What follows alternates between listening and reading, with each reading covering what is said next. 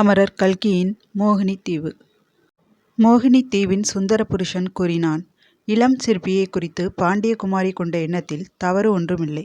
சுகுமாரன் தன் இதயத்தை உண்மையில் அவளுக்கு பறிகொடுத்து விட்டான். அவளை ஏமாற்ற வேண்டியிருக்கிறதே என்னும் எண்ணம் அவனுக்கு அளவில்லாத வேதனையை அளித்தது.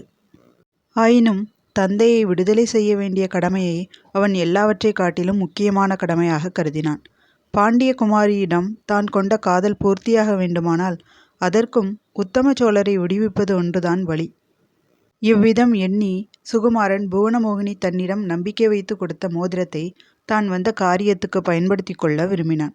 ஆயினும் அதற்கு இன்னும் பல தடங்கல்களும் அபாயங்களும் இருக்கத்தான் இருந்தன. ஒற்றர் தலைவன் தினகரன் அந்த சிற்ப மண்டபத்தையே சுற்றி சுற்றி வந்து கொண்டிருந்தது எல்லாவற்றிலும் பெரிய இடையூறு. அதை எப்படி நிவர்த்தி செய்வது என்று அவன் சிந்தித்து கடைசியில் அந்த இடையூறையும் தன்னுடைய நோக்கத்துக்கு பயன்படுத்தி கொள்ள ஒரு உபாயம் கண்டுபிடித்தான். அன்று சூரியன் அஸ்தமித்து இருள் சூழ்ந்ததும் சுகுமாரன் சிற்பக்கூடத்திலிருந்து வெளியேறினான். சற்று தூரத்தில் வேறு எதையோ கவனிப்பவன் போல நின்று கொண்டிருந்த தினகரனை அணுகி, ஐயா, இந்த ஊரில் சிறைக்கூடம் எங்கே இருக்கிறது தெரியுமா என்று கேட்டான். தினகரன் முகத்தில் ஏற்பட்ட மாறுதலையும் அவனுடைய புருவங்கள் மேலேறி நின்றதையும் கவனித்தும் கவனியாதவன் போல, என்ன ஐயா, நான் சொல்வது காதில் விழவில்லையா? இந்த ஊரில் சிறைக்கூடம் எங்கே இருக்கிறது? எப்படி போக வேண்டும் என்றான். அதற்குள் தினகரன் நிதானமடைந்து விட்டான். இந்த ஊரில் 12 சிறைக்கூடங்கள் இருக்கின்றன. நீ எதை கேட்கிறாயப்பா என்றான். உத்தம சோழரை வைத்திருக்கும் சிறையை கேட்கிறேன் என்று சுகுமாரன் சொன்னபோது மறுபடியும் தினகரனுடைய முகம் ஆச்சரியம் கலந்த உவகையை காட்டியது. உத்தம சோழரை அடைத்திருக்கும் சிறை திருப்பரங்குன்றத்துக்கு பக்கத்திலே இருக்கிறது. ஆனால் நீ எதற்காக கேட்கிறாய்? நீ இந்த ஊரான் இல்லை போலிருக்கிறதே என்றான். ஆமாம், நான் இந்த ஊர்க்காரன் இல்லை, தஞ்சாவூரிலிருந்து வந்தவன். இன்று ராத்திரி நான் உத்தம சோழரை அவசியம் பார்த்தாக வேண்டும். ஆனால் அவர் இருக்கும் சிறை எனக்கு தெரியாது. உனக்கு முக்கியமான வேலை ஒன்றும் இல்லை போலிருக்கிறதே, கொஞ்சம் எனக்கு வழிகாட்ட முடியுமா என்றான். தினகரன் மேலும் திகைப்புடன், வழிகாட்ட முடியுமப்பா, அதை பற்றி கஷ்டம் ஒன்றுமில்லை. ஆனால் நீ என்ன உளறுகிறாய்? கடும் சிறையில் இருக்கும் உத்தம சோழரை நீ எப்படி பார்க்க முடியும் என்றான். அதற்கு என்னிடம் ஒரு மந்திரம் இருக்கிறது. அதை சொன்னால் சிறை கதவு உடனே திறந்துவிடும்.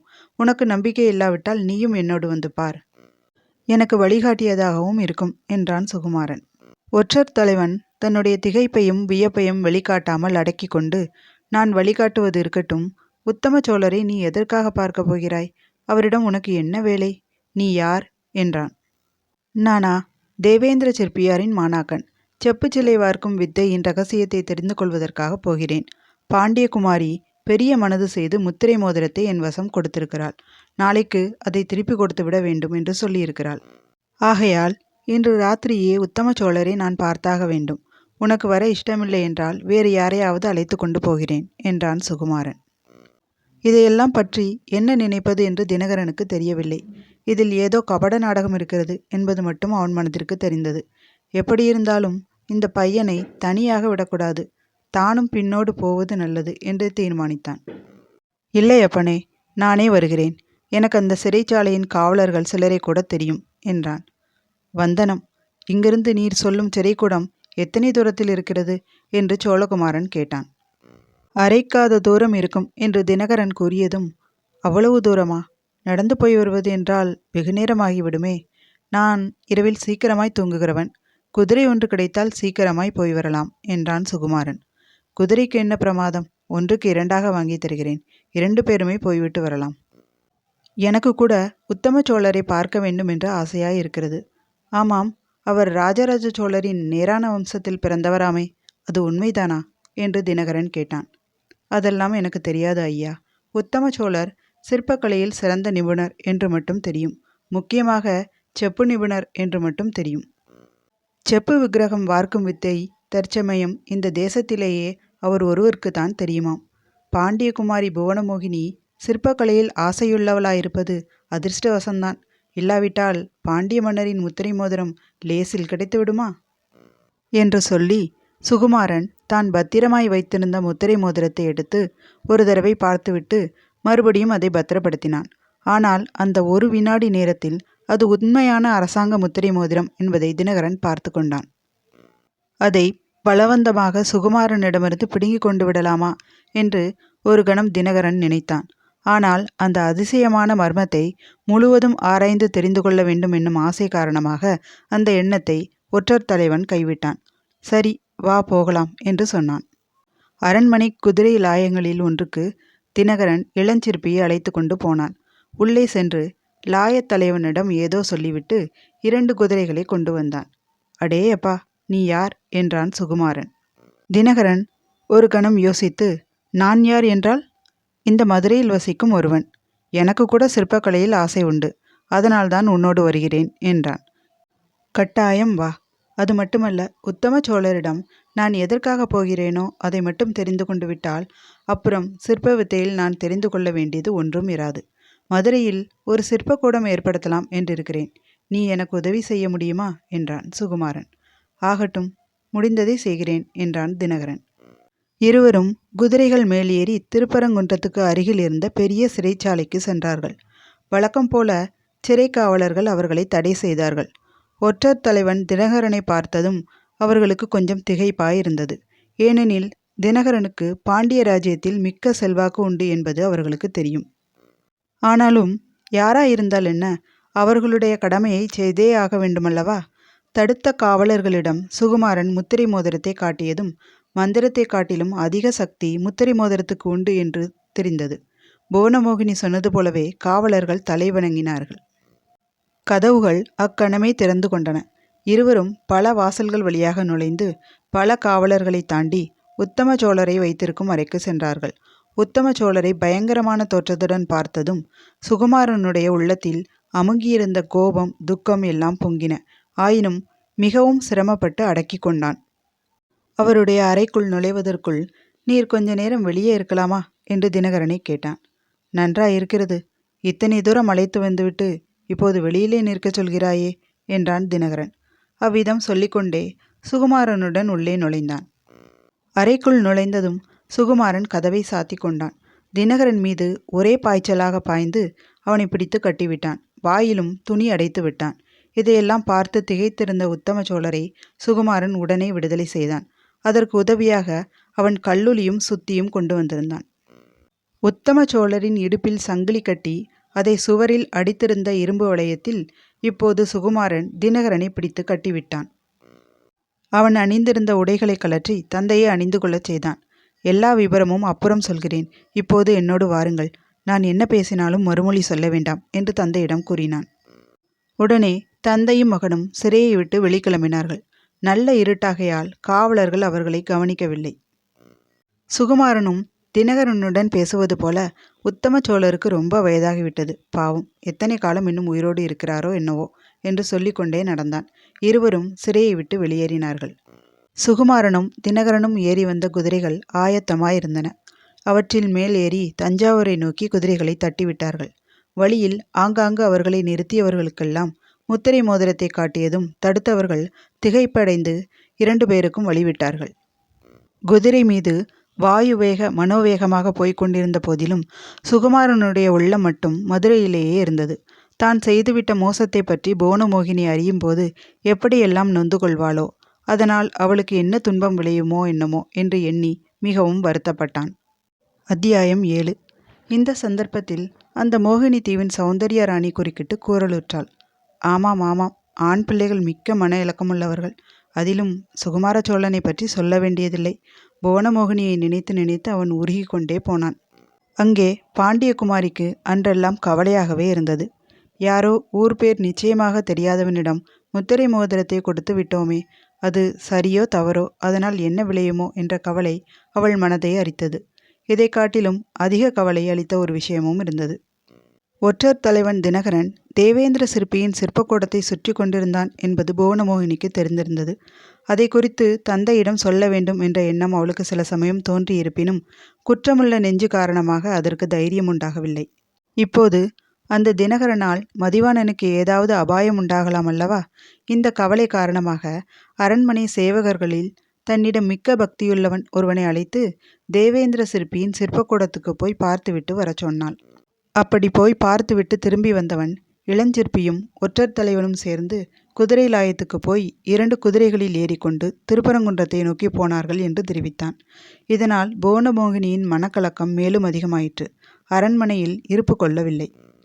தான் செய்துவிட்ட தவறினால் ஏதோ ஒரு விபரீதம் நடக்கப் போகிறது என்று அவளுடைய உள்மனதில் வேதனை நிறைந்த ஒரு மௌன குரல் அடிக்கடி இடித்து கூறிக்கொண்டிருந்தது. தினகரன் ஒற்றர் தலைவன் என்பது இளஞ்சிற்பிக்கு தெரியாதுதானே? அவனை நம்பி மோசம் போகிறானோ என்னவோ? அல்லது ஒருவேளை அந்த இளஞ்சிற்பியும் ஒரு வஞ்சகனோ? இருவரும் ஒத்து பேசிக்கொண்டு ஏதாவது தீங்கிழைக்கப் போகிறார்களோ? உத்தம சோழர் மீது ஏதேனும் புதிய பழியை சுமத்தி அவருடைய உயிருக்கே உலை வைத்து விடுவார்களோ? இப்படி பலவாறு எண்ணி வேதனைப்பட்டாள். கடைசியில் அவளால் பொறுக்க முடியாமல் போயிற்று. அரண்மனை ரதத்தை அவசரமாக எடுத்து வரச் செய்து இரவு 2ஆம் ஜாமத்தில் திருப்பரங்குன்றத்து சிறைக்கூடத்தை நோக்கிச் சென்றாள். முன்னும் பின்னும் அரண்மனை காவலர்கள் பாண்டியகுமாரியை தொடர்ந்து வந்தார்கள். சிறைக்கூடத்து வாசலுக்கு பாண்டியகுமாரி வந்து சேர்ந்ததும் சிறை காவலர்கள் வியப்புடனே வந்து வணங்கி நின்றார்கள். யாராவது இங்கு வந்தார்களா? சிறைக்குள் இருக்கும் சோழ மன்னரை பார்க்க வேண்டும் என்று சொன்னார்களா என்று அவர்களை கேட்டாள். ஆம் ஆம் தாயே, 2 பேர் வந்தார்கள். முத்திரை மோதிரத்தை காட்டிவிட்டு உள்ளே போனார்கள். சோழ மகாராஜாவை பார்த்து பேசிவிட்டு திரும்பியும் போய்விட்டார்கள். வந்தவர்களில் ஒருவனை பார்த்தால் ஒற்றர் தலைவன் தினகரன் மாதிரி இருந்தது என்று சிறை காவலர்களின் தலைவன் கூறினான். இதை கேட்டதும் புவனமோகினிக்கு ஓரளவு மன நிம்மதி ஏற்பட்டது. அதே சமயத்தில் சிறையிலே கிடந்து வாடும் உத்தம சோழரை பார்க்க வேண்டும் என்ற ஆவல் உண்டாயிற்று. காவலர்கள் முன்னும் பின்னும் தீவெட்டி பிடித்து கொண்டு வர புவனமோகினி சிறைக்குள் சென்று உத்தம சோழரை அடைத்திருக்கும் அறையை அடைந்தாள். அறைக்குள்ளே கருங்கல் மேடையில் சோழ மன்னர் தலைகுனிந்து உட்கார்ந்திருந்த காட்சியை பார்த்ததும் புவனமோகினிக்கு சொல்ல முடியாத ஆச்சரியம் உண்டாயிற்று. ஏனெனில் நிமிர்ந்து பார்த்த முகம் உத்தம சோழரின் முகம் அல்ல, அது பாண்டிய நாட்டு ஒற்றர் தலைவன் தினகரனுடைய முகம். பாண்டியகுமாரியும் மற்றவர்களும் வருவதை நிமிர்ந்து பார்த்து தெரிந்து கொண்ட ஒற்றர் தலைவன், மோசம் மோசம், என்னை அவிழ்த்து விடுங்கள், சீக்கிரம் அவிழ்த்து விடுங்கள். இத்தனை நேரம் அவர்கள் வெகு தூரம் போயிருப்பார்கள். உடனே அவர்களை தொடர்ந்து பிடிக்க குதிரை வீரர்களை அனுப்ப வேண்டும் என்று கத்தினான். சிறை காவலர்கள் ஒன்றும் புரியாமல் திகைத்து நின்றார்கள். புவனமோகினி இன்னது நடந்திருக்க வேண்டும் என்று ஒருவாறு யூகித்து கொண்டாள். தினகரனுடைய நிலைமையையும் அவனுடைய பதட்டத்தையும் கண்டதும் முதலில் அவளுக்கு தாங்க முடியாது சிரிப்பு வந்தது. ஆமாம் அம்மணி, இன்றைக்கு சிரிப்பீர்கள், நாளைக்கு அரசர் திரும்பி வந்தால் அப்போது தெரியும் எத்தனை பேருடைய தலை உருளப் போகிறதோ என்றான். இதை கேட்ட புவனமோகினிக்கு நெஞ்சில் சிறிது பீதியுண்டாயிற்று. ஆயினும் வெளிப்படையாக வேண்டுமென்றே அதிகமாக சிரித்தாள். அன்றைக்கு இந்த தினகரன் சிற்பக்கூடத்தில் தன்னுடைய வேஷத்தை கலைத்து அவமானப்படுத்தியதற்கு இது தக்க தண்டனை என்று கருதினாள். பிறகு, ஒற்றா, வெறுமனே பதட்டப்படுவதில் என்ன பிரயோஜனம்? நடந்ததை நிதானமாக சொல்லு என்றாள். நிதானமாக சொல்கிறீர்களே, அவர்கள் இத்தனை நேரம் மதுரையை தாண்டி போயிருப்பார்களே. சீக்கிரம் அம்மா, சீக்கிரம் என்றான் தினகரன். அவர்கள் என்றால் யார் என்று புவனமோகினி கேட்டாள். உத்தம சோழரும் அவருடைய புதல்வர் சுகுமாரனும் தான், வேறு யார் என்றான் தினகரன். அப்போதுதான் புவனமோகினிக்கு தான் செய்த தவறு எவ்வளவு பெரிது என்று தெரிந்தது. ஆயினும் தன்னுடைய கலக்கத்தை வெளிக்கு காட்டிக்கொள்ளாமல், அவர்கள் ஓடிப்போகும்படி நீ எப்படி விட்டாய்? ஒற்றர் தலைவன் என்று உத்தியோகம் வேறு பார்க்கிறாயே என்றாள். ஆம் அம்மணி, ஏன் என் பெயரில் குற்றம் சொல்ல மாட்டீர்கள்? ஊர் பேர் தெரியாத சிற்பியிடம் பாண்டிய சாம்ராஜ்யத்தின் முத்திரை மோதிரத்தை கொடுத்தது நானா நீங்களா என்றான் தினகரன். வாயை மூடிக்கொள். முத்திரை மோதிரத்தை யாருக்காவது கொடுக்கிறேன். அதை குறித்து கேட்க நீ யார்? உத்தம சோழர் தப்பிச் செல்வதற்கு நீ உடந்தையாயிருக்கிறாய் என்று நான் சொல்கிறேன். இல்லாவிட்டால் எதற்காக அந்த பையனுடன் நீ இங்கே வந்தாய்? உன்னை சங்கிலியில் கட்டி போடும் வரையில் என்ன செய்தாய்? நீயும் அந்த இளம் சிற்பியும் சேர்ந்து சதி செய்துதான் உத்தம சோழரை விடுதலை செய்திருக்கிறீர்கள் என்று புவனமோகினி படபடவென பொரிந்து கொட்டினாள்.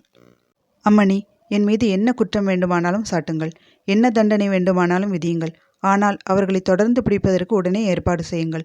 நாலாபுரமும் குதிரை வீரர்களை அனுப்புங்கள். முக்கியமாக தஞ்சாவூர் சாலையில் அதிகம் பேரை அனுப்புங்கள். நான் வேண்டுமானால் இந்த சிறையிலேயே அடைபட்டு கிடக்கிறேன், மகாராஜா திரும்பி வரும் வரையில் என்றான் தினகரன். ஓஹோ, சிறையில் அடைபட்டு கிடந்தேன், அதனால் ஓடியவர்களை பிடிக்க முடியவில்லை என்று சாக்கு சொல்ல பார்க்கிறீரோ? அதெல்லாம் முடியாது. உன்னாலேதான் அவர்கள் தப்பித்து சென்றார்கள். நீதான் அவர்களை பிடித்து கொண்டு வர வேண்டும் என்று பாண்டியகுமாரி சொல்லி அவனை விடுவிக்கும்படி காவலர்களிடம் கூறினாள். விடுதலை அடைந்ததும் தினகரன் தலை தெறிக்க ஓடினான். ஒற்றர் தலைவனிடம் அவ்விதம் படாடோபமாக பேசினாலே தவிர உண்மையில் புவனமோகினியின் உள்ளம் கொந்தளித்து கொண்டிருந்தது. தான் செய்த காரியத்தினால் விளைந்ததை எண்ணி ஒரு பக்கம் கலங்கினாள். இளஞ்சிற்பி உண்மையில் சோழ ராஜகுமாரன் என்பதை எண்ணிய போது அவள் சொல்ல முடியாத அவமான உணர்ச்சி அடைந்தாள். அவள் தன்னை ஏமாற்றியதை நினைத்து அளவில்லா கோபம் கொண்டாள். இரவுக்கிரவே முதல் மந்திரியை வரவழைத்து நடந்ததை அவரிடம் சொல்லி நாலா பக்கமும் குதிரை வீரர்களை அனுப்பச் செய்தாள். இத்தனைக்கும் நடுவில் அந்த பெண்ணின் பேதை உள்ளம் சுகுமாரனும் அவன் தந்தையும் தப்பித்து சென்றது குறித்து உவகை அடைந்தது. குதிரை வீரர்களுக்கு கட்டளை தந்து அனுப்பும் போதே அவளுடைய இதய அந்தரங்கத்தில் அவர்கள் அகப்படாமல் தப்பித்து கொண்டு போய்விட வேண்டும் என்ற விருப்பம் எழுந்தது. வீரர்கள் நாலா பக்கமும் சென்ற பிறகு, தாயே மீனாட்சி, அவர்கள் அகப்படாமல் தப்பித்து செல்ல வேண்டும் என்று அவள் உள்ளம் தீவிரமாக பிரார்த்தனை செய்தது. இந்த சமயத்தில் அந்த பெண்மணியின் நாயகன் குறுக்கிட்டு புவனமோகினியின் பிரார்த்தனை நிறைவேறியது. சோழர்கள் இருவரும் அகப்படவே இல்லை. முத்திரை மோதிரத்தின் உதவியால் பாண்டிய நாட்டின் எல்லையை கடந்து பத்திரமாக கொல்லிமலை சாரலுக்கு போய் சேர்ந்தார்கள் என்றான். அந்த யுவதி தொடர்ந்து கூறினாள். அவர்கள் தப்பி போய்விட்டார்கள் என்று தெரிந்ததும் தினகரன் புவனமோகினி மேல் தனக்கு வந்த கோபத்தை தேவேந்திர சிற்பியின் பேரில் காட்டினான். சோழ நாட்டு இளவரசனுக்கு சிற்பக்கூடத்தில் இடம் கொடுத்து வைத்திருந்ததற்காக அவரை சிறையிலிட்டான். உத்தம சோழர் இருந்த அதே அறையில் தேவேந்திர சிற்பியை அடைத்து வைத்தான். உத்தம சோழர் தப்பிச் சென்ற செய்தியை முதன் மந்திரி உடனே ஓலையில் எழுதி அவசர தூதர்கள் மூலம் குடகு நாட்டில் போர் நடத்தி கொண்டிருந்த பராக்கிரம பாண்டியருக்கு அனுப்பி வைத்தார். பாண்டிய மன்னர் ஏற்கனவே போரில் காயம்பட்டிருந்தார். இந்த செய்தி அவரை மனமிடிந்து போகும்படி செய்துவிட்டது. உள்ளமும் உடலும் புண்பட்டு மிகவும் பலவீனமான நிலையில் பராக்கிரம பாண்டியர் மிகவும் கஷ்டத்துடன் பிரயாணம் செய்து மதுரைக்கு விரைந்து வந்தார். உத்தம சோழர் தப்பி சென்ற விவரங்களை எல்லாம் அறிந்ததும் அவரும் மகள் பேரில் வந்த கோபத்தை தேவேந்திர சிற்பியின் பேரில் காட்டினார். நார்ச்சந்தியில் அவரை நிறுத்தி சவுக்கினால் அடுக்கும்படி கட்டளையிட்டார். புவனமோகினி அவர் காலில் விழுந்து வேண்டிக் கொண்டும் பயனில்லை. தேவேந்திர சிற்பிக்கு பதிலாக தன்னை தண்டிக்கும்படி கேட்டுக்கொண்டது அவருடைய கோபத்தை அதிகமாக்கியது. எரிகிற தீயில் எண்ணெய் விட்டது போன்ற ஒரு செய்தி அப்போது வந்தது. அது உத்தம சோழரும் சுகுமாரனும் பெரிய படை திரட்டி கொண்டு பாண்டிய நாட்டின் மீது படையெடுத்து வருகிறார்கள் என்பதுதான். இதை கேட்ட பாண்டியர் தன் தேக நிலையை பொருட்படுத்தாமல் போர்க்களம் செல்ல ஆயத்தமானார். புவனமோகினிக்கு அப்போது தான் செய்த குற்றத்துக்கு பரிகாரம் செய்ய ஒரு வழி தோன்றியது. அப்பா, நீங்கள் படுத்திருந்து உடம்பை குணப்படுத்திக் கொள்ளுங்கள். எனக்கு அனுமதி தாருங்கள். நான் சைனியத்துக்கு தலைமை வகித்து சென்று சோழர்களை முறியடித்து அவர்களுடைய கர்வத்தை ஒடுக்குகிறேன். அந்த சோழ ராஜகுமாரனை எப்படியாவது சிறைப்பிடித்து வருகிறேன் என்றாள். பராக்கிரம பாண்டியர் மிகவும் மகிழ்ச்சி அடைந்தார். நீ என்னுடைய உண்மையான வீர புதல்விதான், சந்தேகமில்லை. அப்படியே செய் என்று அனுமதி கொடுத்து தேவேந்திர சிற்பியை விடுதலை செய்தார். புவனமோகினி பாண்டிய சைனியத்துக்கு தலைமை வகித்து போர் முனைக்கு புறப்பட்டு சென்றாள்.